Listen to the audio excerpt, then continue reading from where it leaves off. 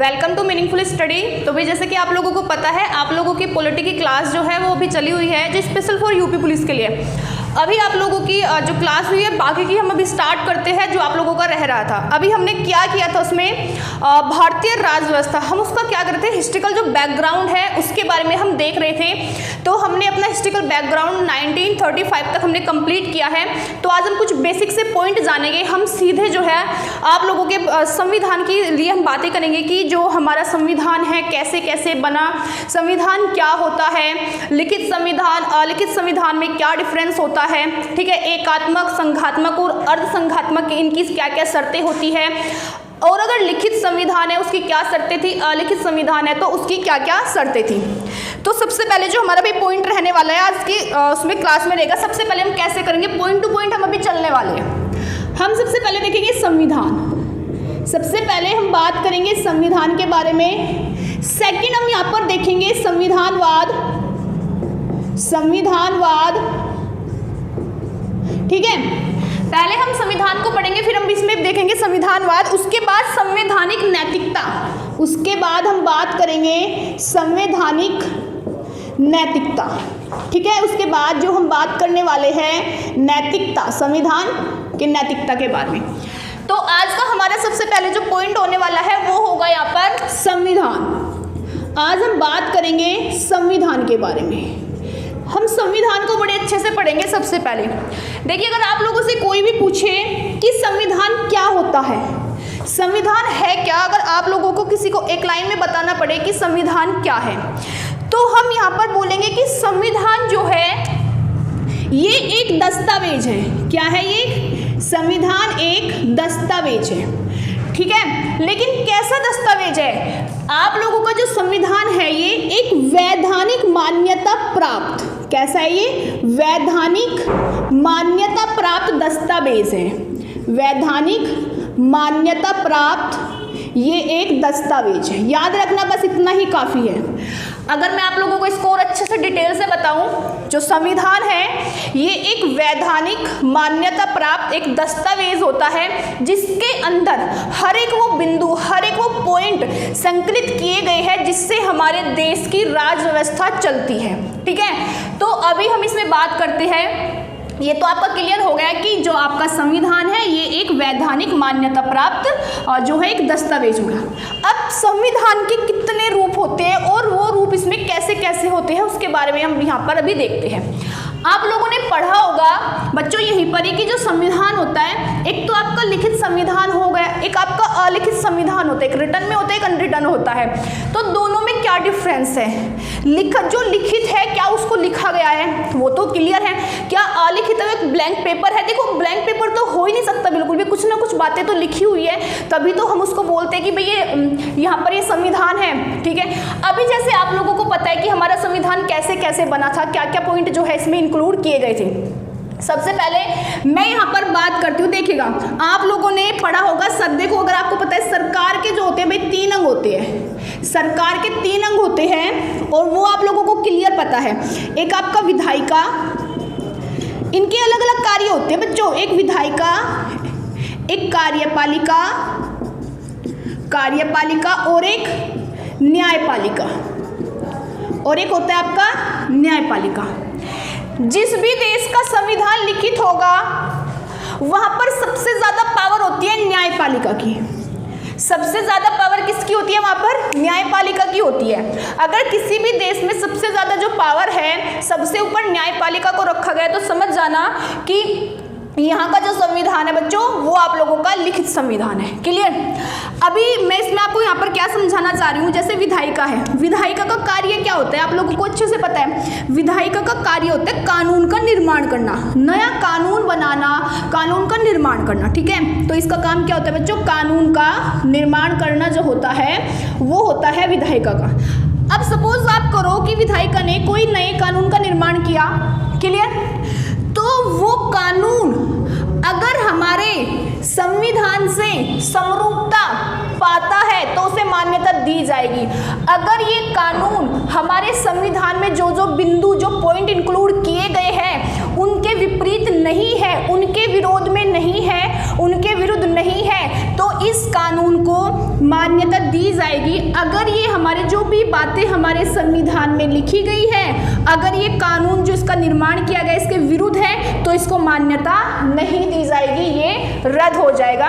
एक तो आपको इस पॉइंट का अच्छे से ध्यान रखना है कि कानून हमारा तभी बनता है, फिर हम इसमें देखते हैं कि संविधान में जो बातें इसमें बताई गई है वो इससे मेल खाती है क्या, मेल खाती है तो क्या होगा, कानून का निर्माण होगा, अदरवाइज इसको वहीं पर ही रद्द कर देंगे। ठीक है, एक तो आपका ये वाला पॉइंट हो गया। सेकंड हम इसमें देखेंगे जो संविधान होता है ना, ये संविधान हमें क्या बताता है, हमें संविधान से पता क्या चलता है, संविधान से किसी भी देश की राज व्यवस्था की प्रकृति कैसी होगी। ठीक है, इससे हमें क्या पता चलता है कि किसी भी देश की, आप इसमें देख सकते हो कि किसी भी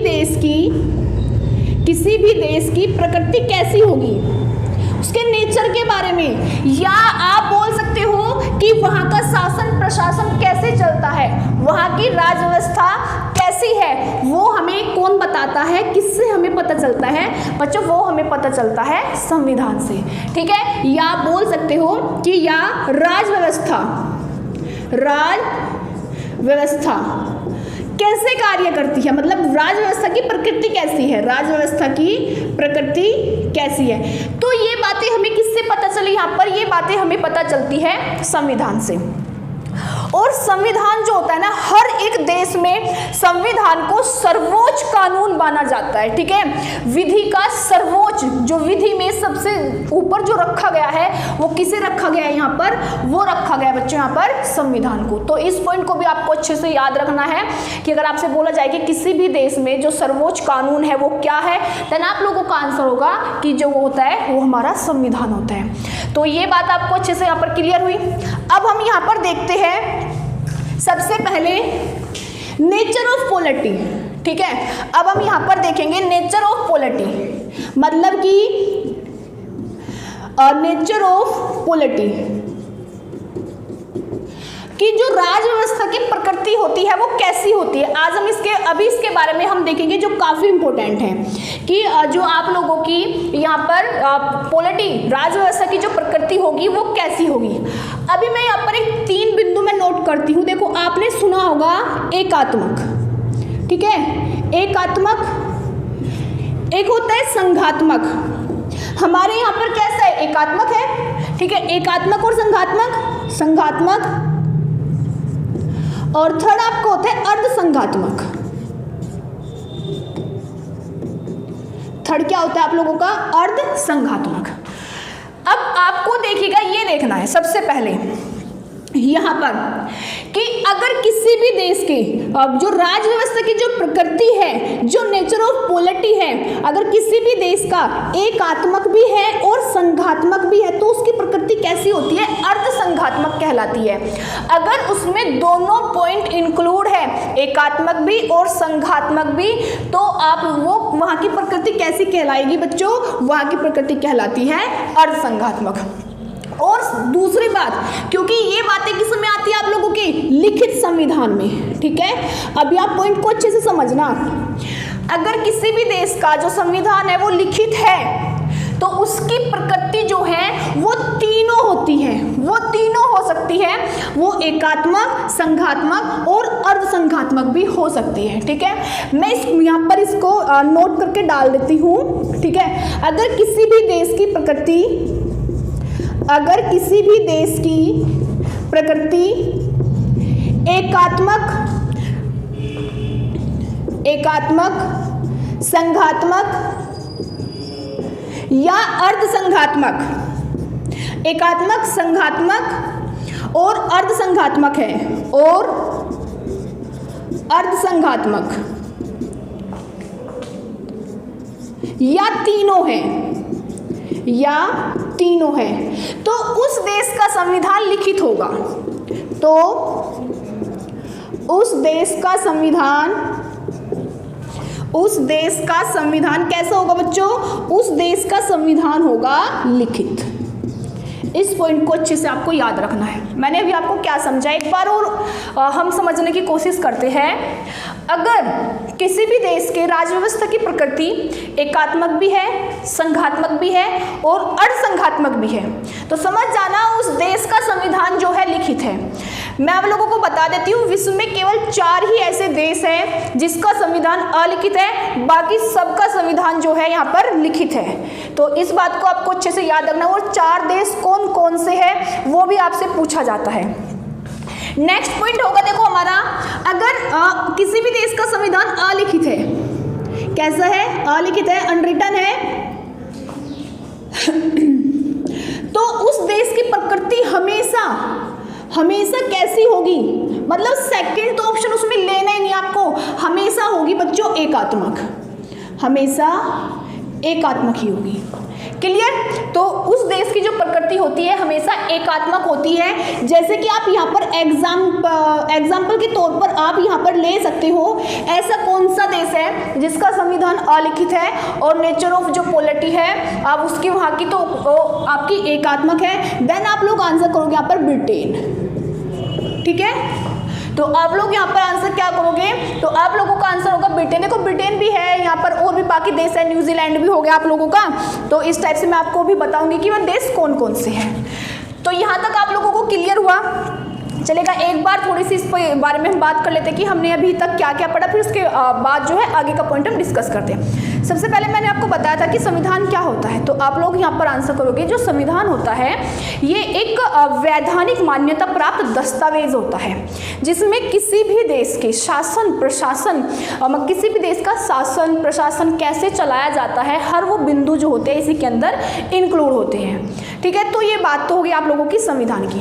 हमें संविधान से ही पता चलता है कि उस देश की राज व्यवस्था कैसी होगी। किससे पता चलेगा? हमें संविधान ही हमें बतलाता है कि किसी भी देश की राज व्यवस्था जो है, राज व्यवस्था की प्रकृति कैसी होती है, वो हमें संविधान से ही पता चलता है। क्लियर? फिर नेक्स्ट जो हमारा था, मैंने आपको बताया था कि संविधान को जो है वो विधि में सर्वोच्च हर एक देश में, ठीक है, जहाँ जहाँ पर जिस जिस देश का संविधान है तो संविधान को सबसे ऊपर रखा गया है। क्लियर? उसके बाद आप लोगों को पता है कि जैसे सरकार के 3 अंग थे, एक विधायिका, कार्यपालिका और न्यायपालिका। और जैसे कि आप लोगों का था यहाँ पर सबसे पहले जो आप लोगों का जैसे विधायिका था, विधायिका का काम क्या होता है? विधि बनाना। विधायिका का काम होता है विधि बनाना, मीन्स कोई कानून, किसी नए कानून का निर्माण करना। तो अगर कोई भी नया कानून बना, कोई भी किसी भी नए कानून का निर्माण होगा, उससे मान्यता प्राप्त कब होगी? सबसे पहले ये देखा जाएगा कि इसमें जो जो बातें लिखी गई है उस कानून में, जैसे जैसे वो कानून बना है उसमें जो जो पॉइंट इंक्लूड किए गए हैं, क्या वे पॉइंट हमारे संविधान से मतलब मिलते जुलते हैं, मतलब हमारे संविधान के विरोध में तो नहीं है, हमारे संविधान के समरूप है। अगर ऐसा है तो उसे मान्यता मिलेगी। अगर वो अगर नया कानून बनाया गया है और हमारे संविधान से की बातों से मेल नहीं खाता है तो उसे मान्यता नहीं दी जाती है। एक तो मैंने आप लोगों को ये बातें बताई थी यहाँ पर। फिर दूसरी बात जो हमने यहाँ पर डिस्कस किया था, वो डिस्कस किया था हमने यहाँ पर कि nature of polity. Nature of polity मैंने आपको 3 प्रकार की बताई थी, एकात्मक, संघात्मक और अर्धसंघात्मक। तो इसमें आप देखिएगा, अगर किसी भी देश की जो नेचर ऑफ पॉलिटी है वो आपकी एकात्मक भी है और संघात्मक भी है, तो फिर उस देश की प्रकृति को आप कैसा बोल सकते हो? उस देश की आप जो मतलब की polity of nature of polity है, आप उसे बोलोगे वहाँ पर अर्धसंघात्मक। क्लियर? तो जैसे कि हमारा देश है यहाँ पर, इसके बाद मैंने आपको यहाँ पर बताया था कि अगर किसी भी देश की जो प्रकृति है वो एकात्मक भी है, संघात्मक भी है और अर्धसंघात्मक, या फिर मतलब तीनों ही है। ठीक है, ये तो ये दोनों है, फिर ये मतलब ये तीनों ही है, तो उस देश का संविधान कैसा होगा? उस देश का संविधान होता है बच्चों लिखित संविधान होता है। क्लियर? फिर दूसरा आप लोगों को मैंने बताया था अलिखित संविधान। अगर आप लोगों का अलिखित संविधान है तो याद रखना कि वहाँ की जो नेचर ऑफ पॉलिटी होती है हमेशा एकात्मक होगी, जैसे कि ब्रिटेन की है। जैसे किसकी है बच्चों? जैसे कि ब्रिटेन की है, तो ब्रिटेन की जो नेचर ऑफ पॉलिटी है वो आप लोगों की एकात्मक होती है। यहाँ तक आप लोगों को पॉइंट क्लियर हुए? चलिए अभी हम आगे बढ़ते हैं। नेक्स्ट हम देखते हैं, काफ़ी इंपॉर्टेंट है आप लोगों के लिए। अभी हम बात करते हैं संविधान के बारे में ही कि संविधान जो होता है हमारे यहाँ पर 2 टाइप होते हैं। ठीक है, 2 प्रकार का आप लोगों का यहाँ पर संविधान होता है। तो अब हम यहाँ पर बात करेंगे सबसे पहले जो आप लोगों का संविधान है, ये मतलब मैंने आपको बताया था, एक तो आपको अच्छे से पता है, एक तो लिखित होता है, एक तो आपका लिखित होता है और एक आपका अलिखित होता है, लिखित और अलिखित। तो क्या डिफरेंस है?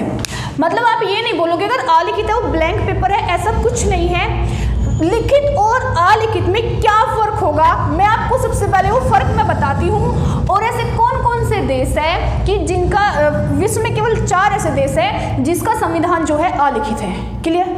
सबसे पहला जो सबसे मेजर जो पॉइंट होगा वो यही होगा, आपने देखा होगा कि जो हमारा संविधान है ये इसकी एक फिक्स डेट रखी गई थी कि जब इसको मतलब स्वीकार किया गया था, अंगीकृत किया गया था, इसको अपना अंग बनाया गया था। ठीक है, लेकिन अलिखित संविधान में ऐसा कुछ नहीं होता है।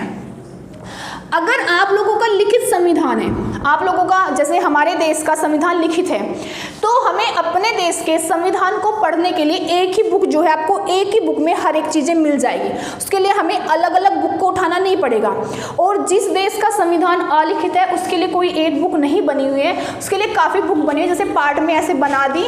तो लिखित संविधान में तो आपका सबसे मेजर पॉइंट यही हो गया कि यहाँ पर जो है अगर आपको अपने देश का संविधान पढ़ना है तो आप एक ही बुक से पढ़ सकते हो। जैसे कि आप देखते हो कि पॉलिटी होगी तो आप एक ही बुक से पढ़ लोगे, उसके अलग अलग नहीं होंगे। ठीक है, तो वो तो हो गया आप लोगों का लिखित संविधान। अगर अलिखित संविधान है उसके लिए कोई एक बुक नहीं होती है, उसके अलग अलग जो है इसके अलग अलग पार्ट बनाए गए हैं, हम इसमें ऐसा बोल सकते हैं। ठीक है, सेकंड जो आप लोगों का होगा यहाँ पर, इसके लिए क्या होता है कि एक संविधान सभा का गठन किया गया था। संविधान सभा का गठन किया गया था, संविधान सभा का गठन किया गया था। ये तो आप लोगों को अच्छे से पता है। इसमें ऐसा कुछ नहीं है, इसके लिए इसको बनाने के लिए किसी भी संविधान सभा का गठन नहीं किया गया था। ठीक है, इसमें क्या थे कि इसको जो है एक फिक्स डेट पर लागू किया गया था। आप इसमें बोल सकते हो यहाँ पर कि इसे जो है फिक्स डेट पर ही लागू किया गया था। जैसे आपको पता है कि 26 हमारे देश का संविधान है, 26 नवंबर 1949 को जो है ये लागू कर दिया था। मतलब कि इसको हम बोल सकते हैं कि इसको अंग बना लिया था। प्रॉपर तो नहीं किया था ना इसको पूरी तरह से, तो इसको 26 जनवरी 1950 को किया था। ठीक है, लेकिन ये है कि इसको जो है संविधान को अंग माना गया था। आप लोग बोल सकते हो कि इसको अंगीकृत किया गया था। क्या किया गया था बच्चों? अंगीकृत। अंगीकृत का मीन्स होता है कि इसको अपना अंग बनाया गया था। तो इसको फिक्स डेट पर, इसकी एक डेट होती है, जैसे मैंने अभी बताया 26 जनवरी 1949, फिक्स डेट को जो है इसको क्या किया था, मतलब अंग बनाया था, अंगीकृत। ठीक है, अंगीकृत किया गया था, अंगीकृत किया गया था, किया था। इसमें ऐसा कुछ नहीं था, इसकी कोई भी जो है बच्चों यहाँ पर फिक्स डेट नहीं थी। क्लियर? तो इसमें एक तो सबसे बड़ा जो होता है सबसे बड़ा पॉइंट तो आप लोगों के, तो ये फर्क होता है लिखित और अलिखित में। क्लियर? अब चलिए हम बात करते हैं लिखित और अलिखित की। अभी आप लोगों को पता है कि जो हमारे देश का जो संविधान है, यहाँ पर ये हमारे देश का संविधान है लिखित, और अलिखित जो है वो कितने देश के संविधान होंगे जो अलिखित होते हैं। तो अलिखित में आप लोगों के कौन कौन से होंगे, मैंने आपको बताया था विश्व के केवल 4 ऐसे देश हैं जिसका संविधान जो है अलिखित है। कितने देश हैं यहाँ पर? विश्व के केवल 4 देश है। और वो कौन कौन से हैं? देखो अलिखित का तो आपसे नहीं पूछ सकता, लिखित का तो नहीं पूछ सकता आपसे। लिखित का तो आपका सबसे बड़ा एग्जांपल देखो जो 4 है, बाकी सबके लिखित हो गए, जैसे भारत हो गया, अमेरिका हो गया, बाकी और जितने भी है, श्रीलंका हो गया, तो इन सभी के आप लोगों के क्या हो गए यहाँ पर, इन सभी के लिखित हो गए। लेकिन अलिखित वाले हम यहाँ पर बात करते हैं। सबसे पहले देखिए, आपको सबसे बड़ा जो आप जिसके बारे में जानते हो, ब्रिटेन का संविधान जो है अलिखित है। ब्रिटेन के संविधान से ही हमने नेचर ऑफ पॉलिटी में से एकात्मक की प्रकृति ली थी। क्या ली थी? एकात्मक। अगर आप लोगों से पूछा जाए कि हमारे संविधान में जो एकात्मक की प्रकृति है वो किस देश के संविधान से ली गई है, देन आप लोग आंसर करोगे ब्रिटेन से। ठीक है, अब इसमें आप लोगों को देखना है सेकंड आपका क्या होगा यहाँ पर, न्यूजीलैंड। Second New Zealand. ठीक है, थर्ड क्या होगा, सऊदी अरब, सऊदी अरब। फोर्थ क्या होगा आपका, इजराइल, फोर्थ होगा आपका इजराइल। तो ये पॉइंट आपको अच्छे से याद रखने हैं। 4 है ऐसे, ब्रिटेन, न्यूजीलैंड, सऊदी अरब और इजराइल। ये विश्व के केवल 4 ऐसे देश हैं जिसका संविधान अलिखित है। बाकी आप सभी लोग जानते हो जो आप लोगों के अलिखित है, बाकी वे सभी में आएंगे। क्लियर? तो उम्मीद है आपको ये वाला पॉइंट भी अच्छे से क्लियर हो गया है। चलिए इसके बाद बाद हम बात करते हैं कि जैसे कि आप लोगों को पता है, हम बोल देते हैं कि हमारे देश का जो संविधान है वो नम्य है, ठीक है, ऐसे बोल देते हैं ना। तो संविधान में इसमें हम क्या देखते हैं अपने इसमें भी संविधान में कि इसके जो दो रूप होते हैं, तो संविधान के भी यहाँ पर दो रूप हो गए बच्चों। एक आपको हो गया नम्य, मतलब जो फ्लेक्सिबल होता है नम्य, और एक आपको होता है अनम्य।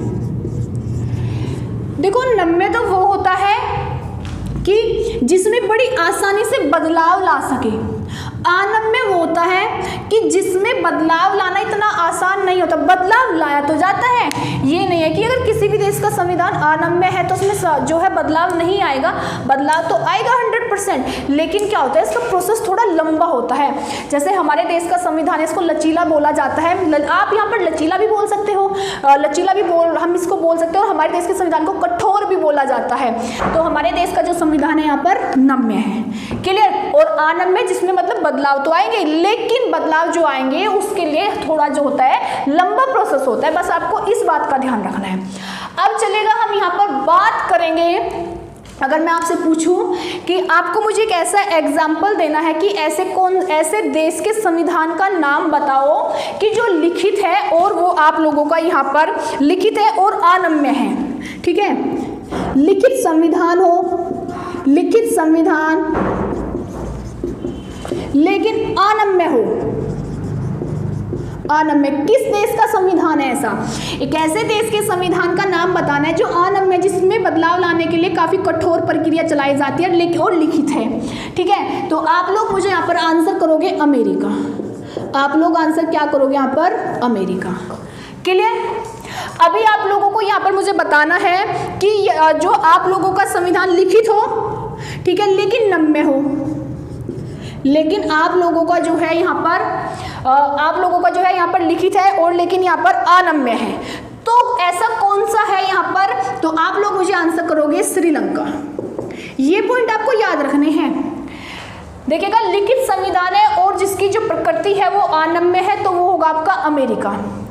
लिखित है लेकिन प्रकृति नम्य है, बड़ी आसानी से बदलाव हो जाता है, तो उस देश का नाम है श्रीलंका। आपको पता है हमारे देश के संविधान को जो बोला जाता है लचीला और कठोर बोला जाता है, इसका मतलब समझ रहे हो, नम्य प्लस अनम्य, ठीक है। ऐसे देश के संविधान का नाम आपको बताना है जो नम्य भी है प्लस अनम्य भी है, तो आप लोग आंसर क्या करोगे? ये अपना भारत है, तो आप लोग आंसर करोगे भारत। तो ये पॉइंट उम्मीद है आप लोगों को अच्छे से क्लियर है, काफ़ी इंपॉर्टेंट ये पॉइंट है जो आपको नॉर्मल वैसे बुक में नहीं मिल सकते और एग्जाम में आप लोगों से क्वेश्चन जो है यहाँ से पूछे जाते हैं। तो अभी मैंने यहाँ पर बात की थी नम्य और अनम्य के बारे में। नम्य जो आपका आसानी से जिसमें बदलाव हो सकता है, जो फ्लेक्सिबल होता है, अनम्य जिसमें बदलाव लाने के लिए क्या करता है, थोड़ी जो उसके कठोर प्रोसेस से हमें गुजरना पड़ता है। तो ऐसे देश के संविधान का एग्जाम्पल जो लिखित है और आपका अनम्य है तो अमेरिका हो जाएगा। ऐसे देश का संविधान का नाम बताना है जो लिखित है और नम्य है, देन आप लोग आंसर करोगे श्रीलंका। जो नम्य और अनम्य है तो आप लोग आंसर करोगे अपना प्यारा भारत है।